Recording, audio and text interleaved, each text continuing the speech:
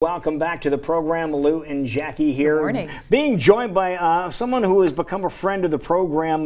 Kathy Thiessen is here, and we're talking about the fact that September is a month that we want to pay attention to because it is Suicide Prevention Awareness Month, something that everyone needs to be made very conscious of. And that's the effort that you have put forth for quite some time now. Absolutely, absolutely. I became passionate about it before Paul even got the position as the Suicide Awareness Program Director for the Army. And of course, Paul, your husband. Paul's my husband, and he's usually here with me. He's the big guy that sits over here normally. And so we're both just very passionate about it because there's a lot of it going on. I'm not the subject matter expert on suicide, but I'm very passionate about doing the things I can to bring awareness to it, and that's why I started the Pucker Up Challenge. Absolutely, and we feel like the more we talk about it during the month of September and beyond, hopefully it can make a difference in somebody's life. And now you mentioned your husband, who is usually here, and you usually can notice because he is a presence. A presence, yeah. But he's not here with us this morning for a very specific reason. Because he's deployed. Yes. Right. Yeah. Serving our country. Active. Yep. He's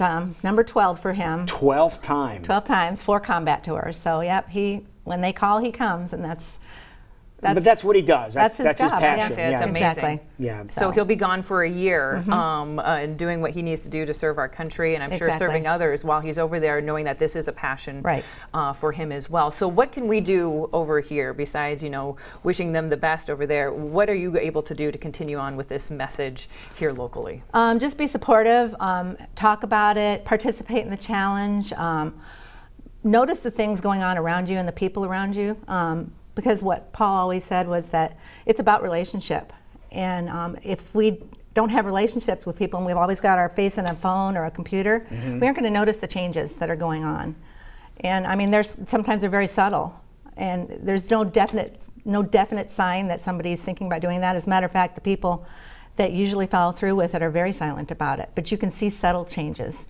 And that's the thing that Paul talks about the most. But usually it's 2020. It's hindsight when you go back and say, oh, yeah, I did notice that they did this, or did notice they weren't doing this anymore. And that's the things you need to pay attention to. Right, and that's why it's important to educate yourself on changes. You don't want to jump all over everybody that maybe starts drinking a little bit, that, oh, you're going to kill yourself? I mean, that's not what it's about. But, I mean, things that just are out of the norm. Like Paul always says, if they start giving things away or start talking doom and gloom, things like that, that's when you might want to just say, hey, are you okay? And just kind of keep an eye on them.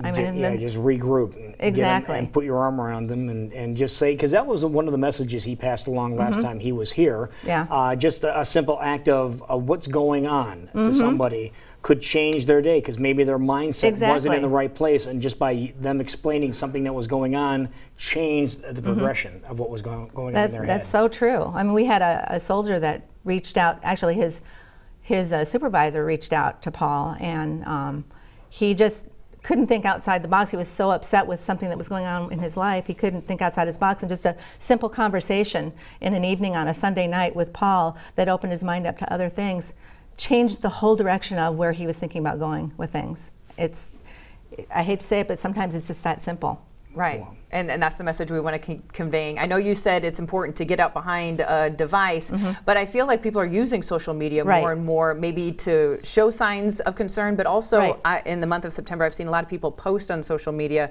about saying, I'm a safe house, or I would love to sit down with a cup of coffee, know that you can come to me, like people making sure others know that I would love to sit down and have a conversation with you, and people are using social media in that way to let people know we're thinking of you. It has helped, yeah, absolutely, and we use it for the Pucker Up Challenge. So absolutely.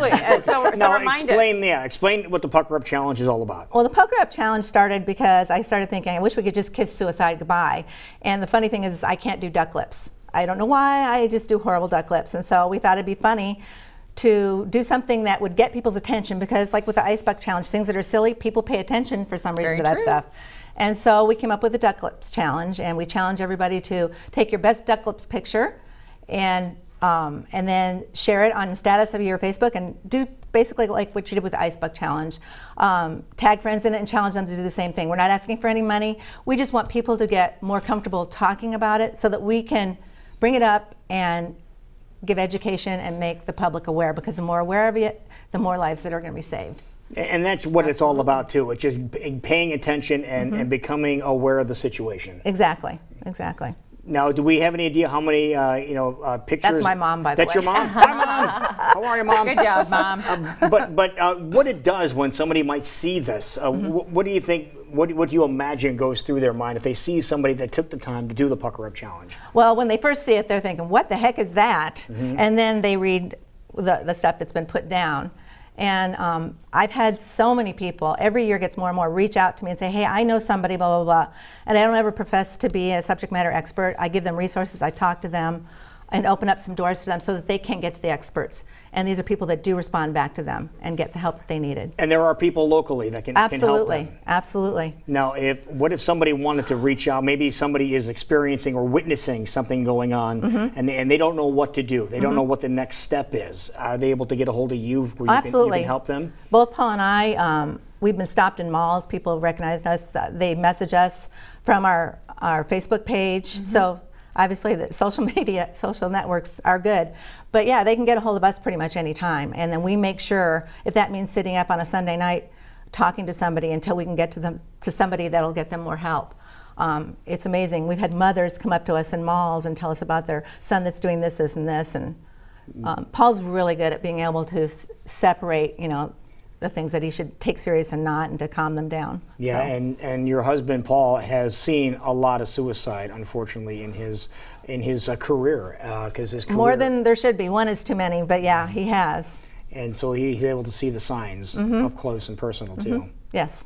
Especially when we're thinking of our vets and like veterans, that. yeah. But most importantly, September, but really all year long, let's keep suicide prevention at the forefront of our mind. But you can do it as simply as taking a selfie with you, your friends, your family, and just ask them to pucker up. Yep. So we can. And what's the hashtag we want to use? It has Kiss Suicide Goodbye. Kiss Suicide Goodbye. Okay. Wonderful. Great to see you again. Yeah, it's fun to go back and look through all the people that have participated. Yeah, thank you. And we'll continue to share those photos of us doing it as well, and we hope you can share you at home as well, and we'll keep passing along those positive messages. Thank you for joining us once again. Thank you for having us. Continuing to talk about this. Thank you for the work that you do. We appreciate that. It is 9:29 right now. We'll be right back.